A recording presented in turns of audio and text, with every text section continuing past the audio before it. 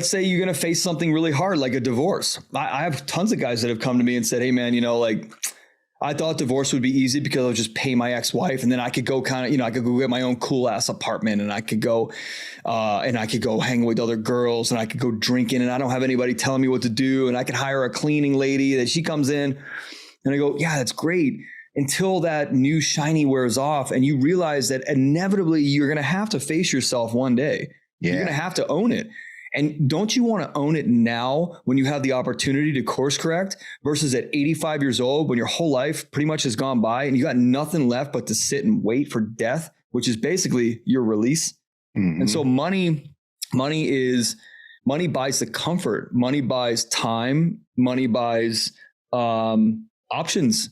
Now, money also buys options in a positive sense too. Yeah. Yet I think in those cases, what you and I are encouraging men to do is we're encouraging men to step out of their own way, take their problems on, get to know their feminine side, learn about their emotions, tackle their challenges and their traumas and their conditions from the past and mom and dad and all that, clear their past and own their future. Like that's what we're asking them to do. And the only way you do that is by stepping in front of the mirror and going, okay, yeah, all right, I got to do this.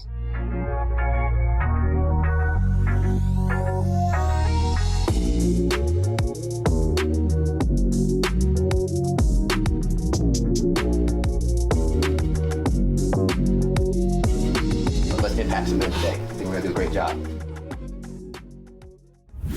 What's going on, guys? Welcome to the Modern Man Podcast. We are here on a mission to connect men in pursuit of their potential. We do that by embracing discomfort, cultivating community, and putting wind in each other's sails. And while we're putting wind in each other's sails, I'm going to ask for a little win from you guys and hit that subscribe button, leave us a rating, and share this with a friend so you can help this podcast keep going. Now, let's get that breeze from our guest today. I'm so excited to hear from Ian Lobas, high-level personal performance and Evolvement coach, founder of Men on Purpose. Ian, man, thanks so much for being here today, brother.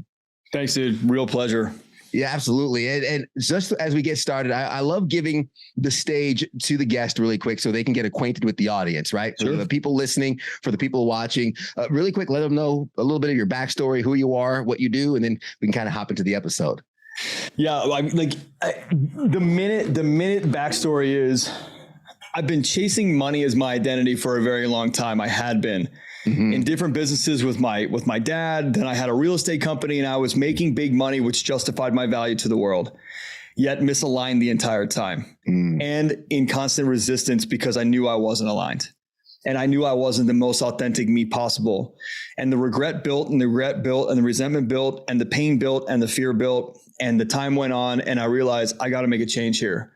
And that also coincided with my wife saying, hey, you have to make a change or I have to go. And my daughter was almost 1. And I realized that I had become a guy that money solved the problems. And so I started building a coaching business after what I was doing to right my ship, to turn myself, to course correct me and evolve the human me. So what I do now is I believe in this concept, life grows to the extent that you do. Every single thing in your life, the results you have are all based off of the formula that you are running. And if you do not have the life that you want, it is 100% up to you and is 100% because of your formula. So I created this company, Men on Purpose. I mean, technically somebody created Men on Purpose before me. I bought it from them. It was nothing. It was just a name.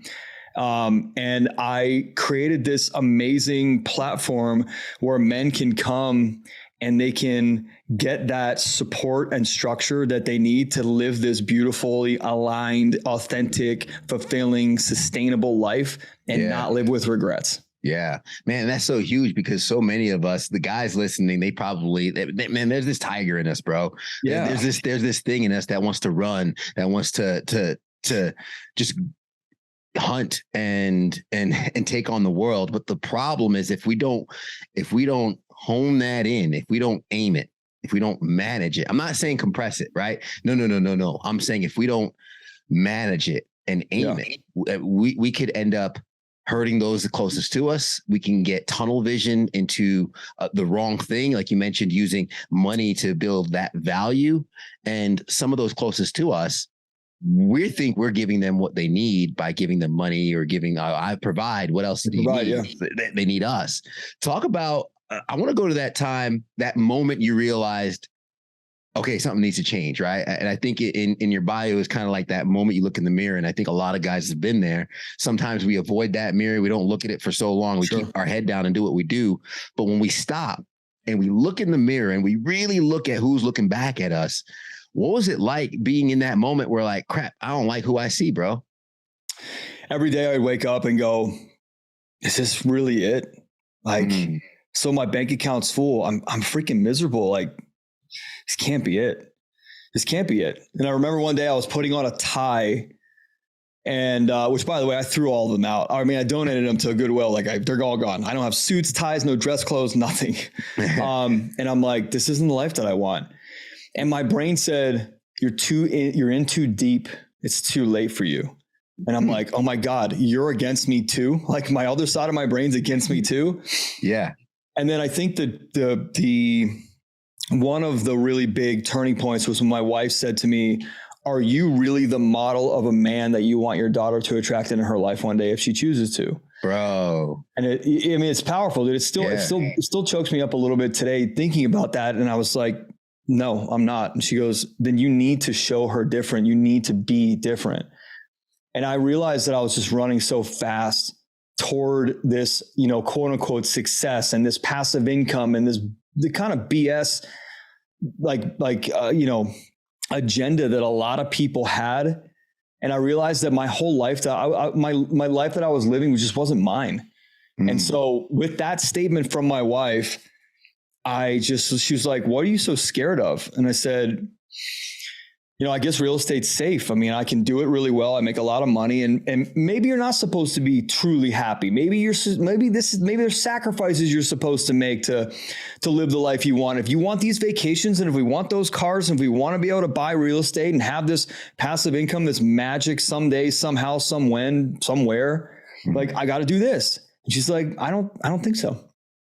My wife has always been a course corrector and a voice of honesty, not reason, honesty. And that's based on the relationship that we've created. Now, I can't tell you that I haven't been an absolute asshole sometimes. Frankly, a lot of times when I was, like 10 years ago. And, man, I really think the more I look at it, I think it was that moment that was like, are you the man that you're capable of being, or are you allowing yourself to sit in this, cycle and look across the gap of the canyon that is your current life to the future, the life is possible? Are you okay sitting in a lawn chair over here, complaining and getting pissed off? You're going to cost us a marriage. Your friends aren't going to like you. Your health is suffering. Yet you're still sitting there in this lawn chair looking across the canyon going, I know that's possible. I just don't know how to do it. And I'm afraid that if I leave this and I fail at that, then I'll be a total loser. What was that? I literally, the future, the possible life that is there, that you're capable of living. If you just stepped out of your own way for 1 second and said, I know there's a different way to do this. I know if I show up like this to my wife and I continue to do it, what's probable is I'm going to get divorced. What's inevitable if I don't get divorced is that I'm going to live a loveless, emotionless, intimacy-less marriage, and my children are going to watch that. And I'm going to have wasted this relationship, and I'm also going to have wasted the ability to be a model for my children. I'm going to perpetuate the same thing if I don't move out of my way. My guys that come to Men on Purpose and they do coaching with me, especially the private coaching, like there is no blame. There is no victim. There is no nothing except for you. And I think if you can change your mindset to take everything on in your life as your responsibility, and you can form new mindset, habits, and skills around that, dude, I'm not saying it's all your responsibility. I'm saying, what if you had a mindset around that? What would your life become quickly? And so just think about that. Most men know that this future is possible. They know that this other life, one where they, buy a freaking business in Costa Rica and they teach surfing lessons and they're just happy, bro. They get off the treadmill Yet they sit over here and the money makes it sweeter, right? It's a pile of crap with a candy coated shell. It's sweeter. Yeah. And now guess what? Like without the cash flow, now I got to deal with my problems. I can't go, hey, honey, I know I was a dick this week. Let's go take a vacation. Yeah. You know, like you got to deal. And I think that was one of the scariest things that I was worried about is, you know, if I'm not making the type of money I have to make, I actually have to face the me I've become. Do you think the money actually worked as a crutch in terms of solving those problems? Because I mean, I used to laugh and joke about, you know, hey, if I don't know how to change my oil, but I have the money to get an oil change, it's not a problem. I just pay to get it fixed, right? But kind of like how it was funny. My wife and I had this discussion about kind of like natural selection and artificial selection, and like technology, has it made us weak? And kind of we referenced the movie WALL-E, where they're all kind of like pudgy and like because of all the technology, right? But do you think the access to money to solve your problems ended up working as a crutch? Like you mentioned, you're like, oh, you know, like, let's just go on vacation, or let's just throw money at it. And that kind of keeps the thing coasting along, but it's almost like kind of cleaning your room really quick and putting all the stuff under the bed. Like the room looks clean. Yeah. Like the room looks clean, but it's not really clean. Yeah. I mean, it's comfort. It buys comfort. So like if you know, and let's say you're going to face something really hard, like a divorce. I have tons of guys that have come to me and said, hey man, you know, like I thought divorce would be easy because I'll just pay my ex-wife and then I could go kind of, you know, I could go get my own cool ass apartment and I could go hang with other girls and I could go drinking and I don't have anybody telling me what to do. And I could hire a cleaning lady that she comes in and I go, yeah, that's great. Until that new shiny wears off and you realize that inevitably you're going to have to face yourself one day. You're going to have to own it. And don't you want to own it now when you have the opportunity to course correct versus at 85 years old when your whole life pretty much has gone by and you got nothing left but to sit and wait for death, which is basically your release. Mm-hmm. And so money buys the comfort. Money buys time. Money buys options.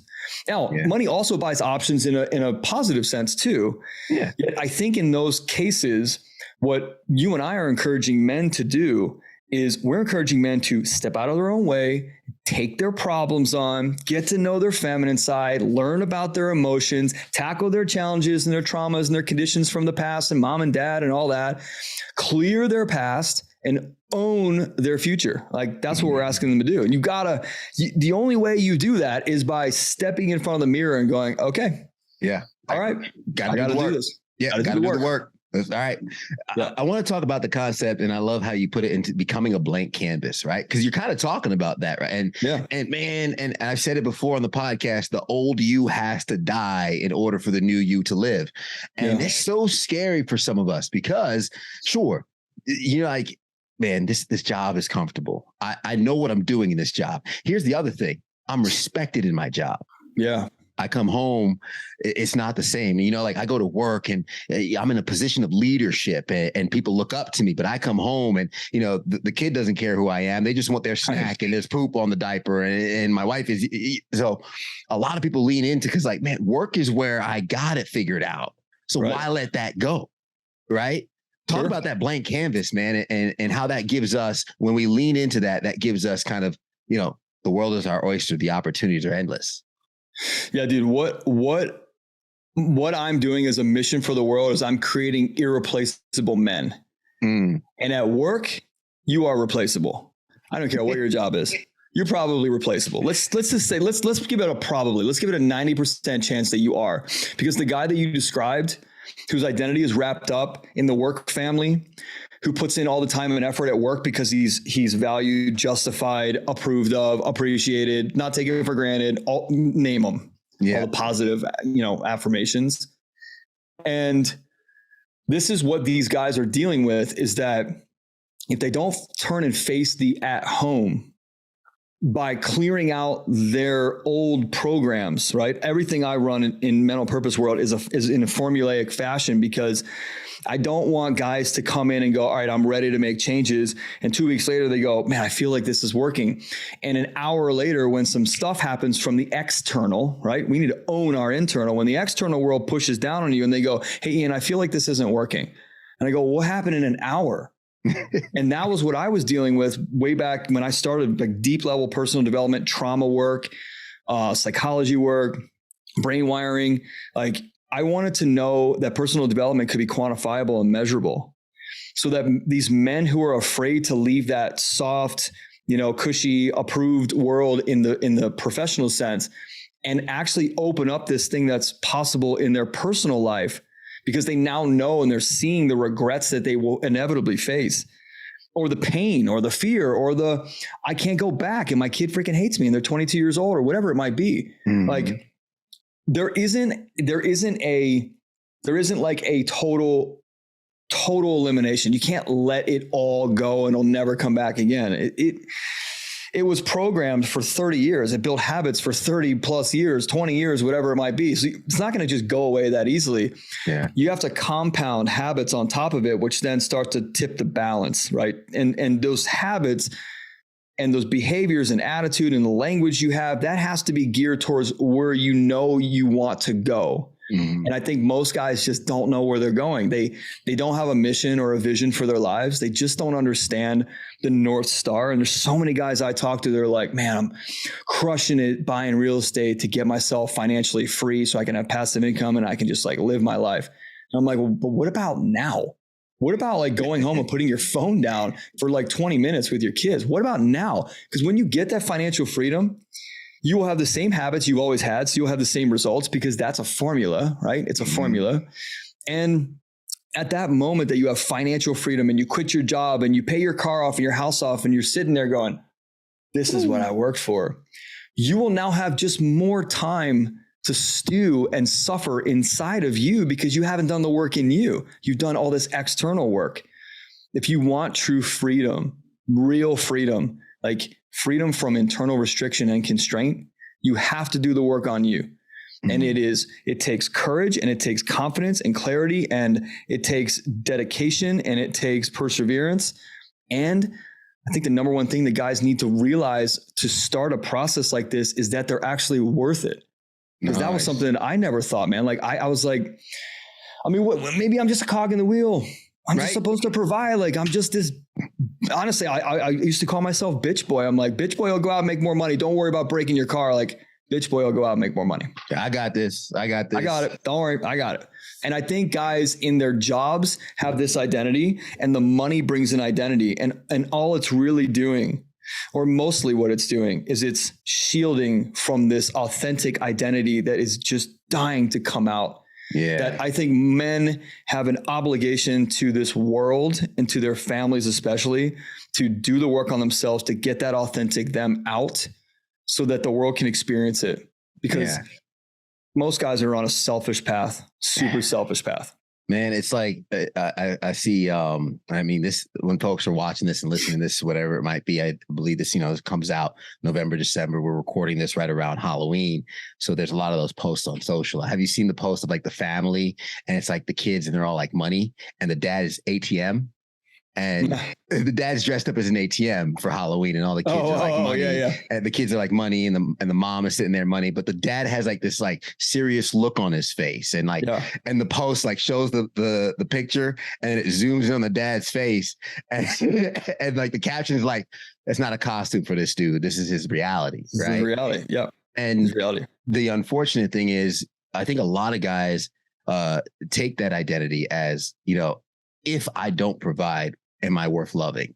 Yeah, if I don't have the money to fix this or this, that, the other thing, where is my value if it's not in this, right?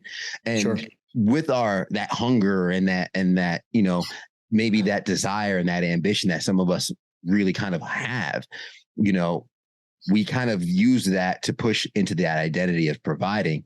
But one thing I like that you put down is the non-negotiable pursuit of personal interests, because I feel like that might be more so what we're hungry for, right? Yeah. It's not so much the respect at work or so much the financial payout. I think it's more of the fulfillment and recognition into the pursuit of the things we love. So talk a little bit about that non-negotiable pursuit of our personal interests and how that works. Because I found that really interesting, right? Because you're talking about, how can I show up as the best husband, best father, best friend? And then part of that is non-negotiable pursuit of my personal interests. Yeah. Most of the guys that I run into over the last like 8 years that I've been coaching men, and I've coached a lot of women too, is that they pretend like they like certain things that they authentically do not like. And I think there's a big difference between the natural self and the authentic self. The natural self is the one that comes up automatically and people go, I'm naturally loud. I'm naturally X. I'm naturally Y. Then they bring their culture in. Then they bring their ethnicity in. Then they bring their neighborhood and their state and their city in.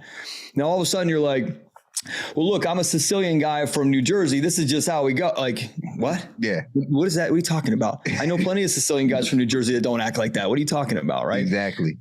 So the thing that I find is that most men who are high level providers and achievers, they're actually in a habit and this formation pattern of putting everybody before them, except it's candy coated again by when they go, well, listen, I love playing golf. I play golf every weekend.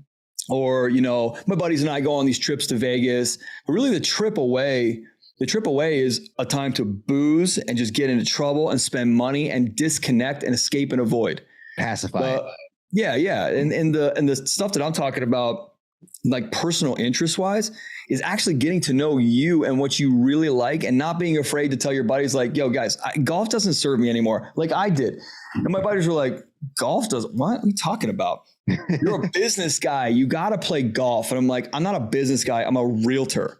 I don't need to play golf, bro. Like, yeah, come on, get out of here. We need to play golf. And so when you understand who you are and you give yourself that permission to say, I'm worth spending time on, I'm worth saying, hey, I like to go out into the woods and just camp by myself. And most guys won't do that because most guys don't want to be by themselves. Right. I have this thing that I created called the walkabout weekend. And I'll if your audience members want it, like they can DM me or they can shoot me an email, and the team's wrapping it up right now. So what it is it's 4 different levels. One is like luxury. You go away for the weekend, you put a structure together, you spend the weekend on you. There's no business BS. There's no emails. You can watch TV. You can, whatever serves you best. And we just get into the habit, right? Mm. And then there's one that's primitive. And I like the primitive one because you go out and you're peeing in a, side of the road or something and you're camping in your car, like primitive. Yeah. And one of the things guys will say to me is like, man, I love the structure of this. My wife won't let me go. And I go, great. There's your answer. You don't have a relationship because you're not the man yet in that relationship, not the man, you're not the guy, the person that your wife trusts enough because your communication sucks, right? Everything's a formula, right? You got a result. I can tell you the formula that doesn't work and we can tell you the formula that does work for the new result. So like you're the guy. So if you want to start spending time on yourself, you got to have the relationship that works where your wife goes, hey, that's cool. Yeah. Take more time away from the family for yourself. Yeah. You know what I mean? Where she respects it versus is angry at you on it. Man, I just talked about that with a buddy of mine. Sorry to interrupt. Yeah, no, go ahead. I just moved to a new city about a year ago, and first few weeks, about a month or so in it, I was, in a new city. I don't have my network. I'm an hour and a half away from a place that I lived for 8 years. Right. And my wife's love language is quality time. Yeah. So she literally was just like, it kills me to say this, but I think you should take a trip, go see your friends. Like just spend the weekend, go down, go.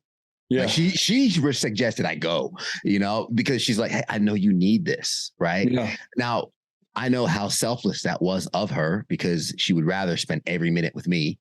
But she's like, for you to be the person I know you want to be, and for you to be the person that I love, you need to go for the weekend. Yeah.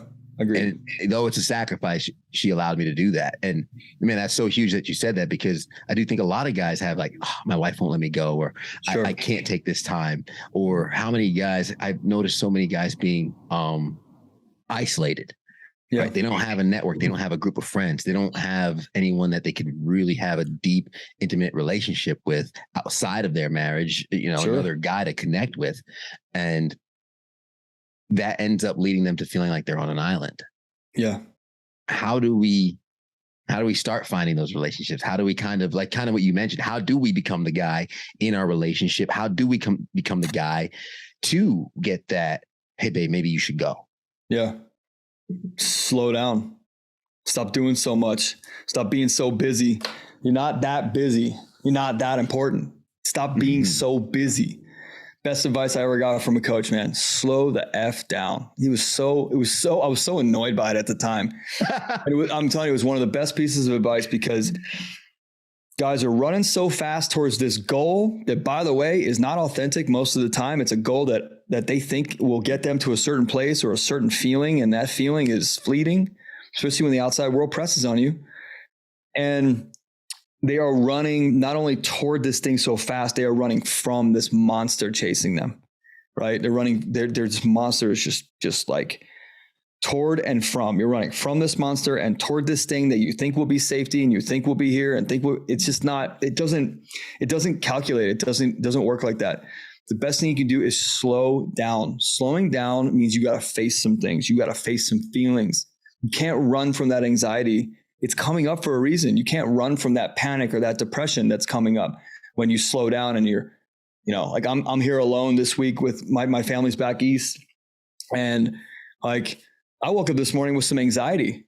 And I think the old me would be like, okay, let's get rid of this quick. And the evolved version of me is going, what's this about? What are you trying to tell me? I got you. I'm here. Okay. What do you want to tell me? What am I supposed to learn from this? What's the resistance inside that I can't pinpoint in this moment? What's this telling me? And when you slow down enough, you can think about and you can process through the things that you've been running from for a very long time. Mm-hmm. Like, if you have an alcohol problem, or if you have a gambling problem, or if you have an overworking problem, you can slow down enough to go, hey, I have these. By the way, alcoholism, regardless of what anybody says, you can write to me, menonpurposepodcast@gmail.com. I'll have this conversation all day long. Yeah. Like alcoholism, gambling, sex, workaholism is the result of what you're running from, period. You form something from that. Maybe a disease forms from that. Like I come from a long line of alcoholics. I'm not an alcoholic. My dad's been in AA for like 9-10 years. I'm not an alcoholic. So is it a genetic disease? Not in my world. It's a choice for me. Mm-hmm. Could I have an addictive personality? Could I go crazy on it? Absolutely. That's also a choice.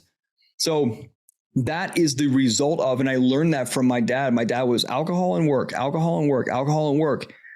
And it wasn't because my dad was an alcoholic or was chasing this like crazy dream that kept moving, this goalpost. It was because his mom passed away when he was 11 years old and he never processed that shit.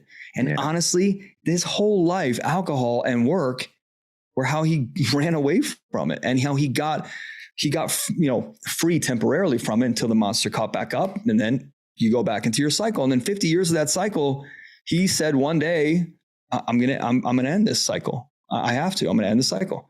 And slowing down means you got to face your stuff. You got to turn around and show up to the monster face to face and say, you know what? I'm not going to run from you anymore, because running from this monster is taking me off course. I'm not authentic. I'm not feeling like the real me. I don't know who I am. I don't like my life. My Instagram looks really freaking good. When I go to sleep at night, am like, damn man, how am I going to keep doing this? How am I going to keep this up? And that's a problem. And if you're feeling that resistance every day, you got to slow down and start facing those monsters that you've been running from. It's just that simple. And you need a structure to be able to do that. Like, don't go at it alone. And the other part that you asked me is you come to organizations like mine or yours. Like I have a movement started. There's 1,000 people in the Men on Purpose community on Facebook. Nice. And it's a place where you can come and you can feel safe to speak about the things that you're dealing with, which, by the way, there's only 10 things that every guy's dealing with. They're all the same. It's just a story that we tell ourselves that seems different, but they're all the same. It's all, I want to be loved. I want to be liked. I don't want to look stupid. I want to be appreciated, approved of, whatever. It's all the same. Yeah. It's just a different story. Yeah, we put different spins on it, I always say it's like we always think our problems are our own, and a lot of times what happens, especially with men being so isolated, we circle around thinking that our problems are our own. And what I found in our community with Modern Man or whatnot is, even if you just say what your problem is and someone's like, yeah, I've been there, it doesn't solve it. But the fact that you're not alone, you're just like, all right, bet, cool, totally. yeah, I'm not alone on this. All right. Oh, it takes a little bit of that changes weight the off. game a little. Yeah. Yeah. You're like, okay, I'm not the only one going through this. So maybe there's not something wrong with me. Maybe it's not just me. Maybe this is just, okay, something that I need to navigate. Someone else has to navigate through it. And then we find somebody else who's been able to navigate it, much like you sharing your story of, getting to that point in the mirror. There's probably a lot of guys there who are on the brink of it. Or even I'll be transparent myself, knowing, and it was on the early stages of Modern Man. I had the wedding coming up with my wife. I had the virtual conference coming up, and I'm stressed. I'm doing this. And I just remember looking at my wife like, this is not sustainable. Right. And I still apologize to the group of Modern Man. We haven't had a live conference for a little while, but again, it's because I had to slow down, right? Yeah. The intention is to have another conference, but I'm not going to rush that conference. I'm not going to rush that next thing, because what's important is me making sure that I'm the man that I can be while doing this podcast, while doing that conference. Because if I were to do the conference right now, Ian, I'm going to give him half of Ted. Yeah, agreed. I understand that totally. Maybe a quarter of Ted. So when the conference comes, just know that you're going to get 100% Ted. I want to make sure that I want to make sure that the audience and the folks listening can get 100% Ian, man. I want to make sure that this 30-minute podcast is not just their exposure to you. I want them to follow your social. I want them to see more of your work. The movement you have going on is amazing. Clearly, I support it 100%. Thanks, man. Love what you're doing, brother. How can people follow you, support you, and get in touch with you? Yeah, menonpurpose.net is our main site for everything Men on Purpose. You can find the Men on Purpose podcast there, which is also on iTunes, Stitcher, Spotify, wherever you download podcasts. menonpurpose.net. And then I'm on Instagram at Ian.Lobas, TikTok, Ian.Lobas, Lobas. And then Facebook is just my personal. So you can connect with me however you want. It's super easy. And my goal is to just make personal development easy and simple. And like, when you say, I want this, and you do this and you don't get it, then you can't turn around and blame anybody. You can't turn around and say, it didn't work. Like, cause I got a spotlight on you saying you didn't work it. And then you can't run from that. Because I have a four phase system, which is our main formula, which is called the purpose-driven formula, which is illuminate, eliminate, calibrate, accelerate. No more hustle and grind. Illuminate, shine the light on everything, right? Can't turn anywhere where you're not lit. Eliminate, get rid of the stuff that doesn't serve you anymore. Calibrate in the stuff that does. Acceleration happens naturally, which means no more hustle and grind. No more of that junk, overworking, working 12 hours, working the weekend, none of that. You're going to cut out all the things that don't serve the goal and the results you want for your life. And you're going to be confident at that, clear on that, and have courage to actually take action on it. Nice. It's it. Like, it's so simple. Yeah. And I obsess about how to empower 10 million men to free themselves of internal restriction and constraint. Like, that's the mission. That's the mission. Man, I'm happy to help put wind in your sails to make that mission come to fruition, because I definitely think the world would be a better place with those irreplaceable men that you're so focused on building. Last question, and I'm going to recap some of the gems you left along the way. This is a little bit of a heavy one. I always finish the podcast with, what's something that's happened in your life or something you've seen in your life that shapes the way you view the world as a man? Man, there's a lot. I honestly think that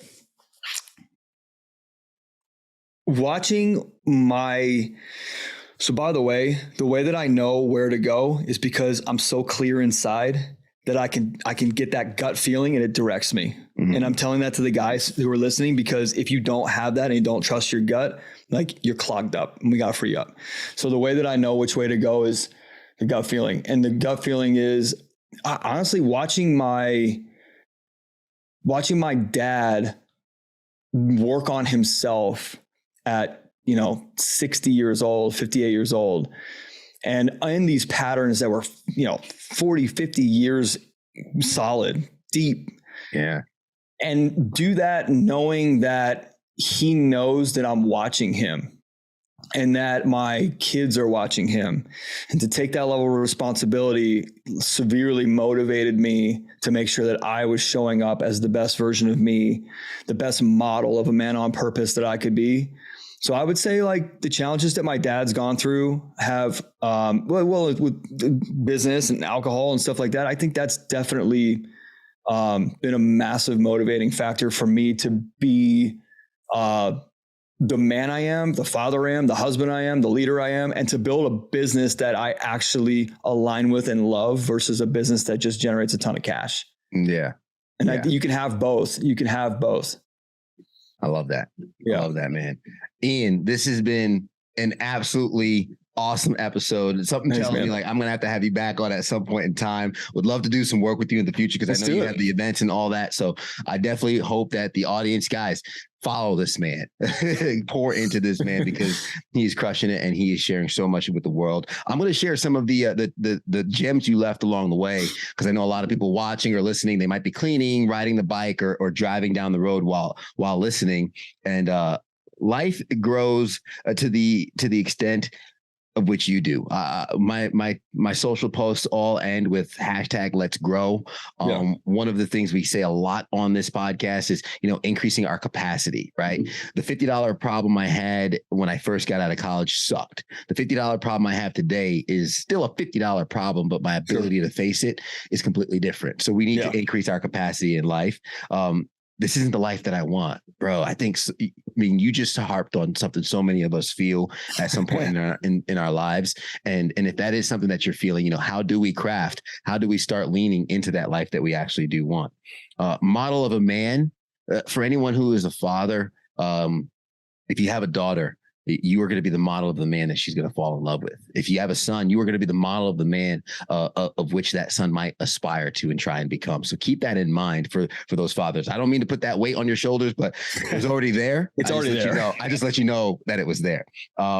Voice of honesty. That was huge, bro. A lot of us don't listen to our wives. I was guilty of that for a while, but being able to sit down in the discomfort, and I'm going to call it discomfort because sometimes you got to check your ego at the door and listen to what your wife is telling you because she knows you. She's the second best person in the world that knows you. The first is probably you because you're with yourself. She knew me better than me. Exactly, because it's sometimes hard to see the forest when you're among the trees, right? Yeah. Dealing with your problems, right? And what money buys might buy comfort, it might buy decisions or options, it might buy the solution to your problems, but it also will sometimes block you from facing and dealing with your problems and becoming an irreplaceable man, bro. That was huge, right? Yeah. Your family might want the money, your family might need the providing and all that support or whatnot, but they only get one father, one husband, right? That's what your family needs. And that's what can't be replaced. You lose your job, you were to pass away or something happens, your job will replace you within a few weeks. But what can't be replaced is you in that home and those relationships that you have with the people you love. Where are you going? Having that purpose, bro. You left a lot of gems. I'm hoping that I'm not, I'm sorry, but I had to share these, man. At personal Please go. Yeah, do it. Love it. Of who you are, right? Those personal interests. It identifies who we are instead of the prescribed versions of who we might be. And then spending the weekend on you and slowing down because you're not that busy. Slow down, face your problems, find out what this is all about, and then become the irreplaceable man that I know you all can be. Guys, thank you so much. Ian, man, amazing episode. Appreciate you, brother. And thanks, to the listeners, the viewers, man, we appreciate you guys making it all the way to the end with us. As always, I'm going to ask that you share this with a friend will get some value from it. Leave us a rating. That's truly the best, one of the best things you could do for us. It takes 2 seconds. Let us know how we're doing. And it's also how you can help us improve and serve you better. If there's anything you would like to see us tweak here on the podcast. And as always, hit that subscribe button so you can get a new episode each and every single week. It would be an honor to keep serving you guys. With that being said, as we always say at the end, everybody wants the sunshine, but they don't want the rain. But you can't get the pleasure without first the pain. Let's grow.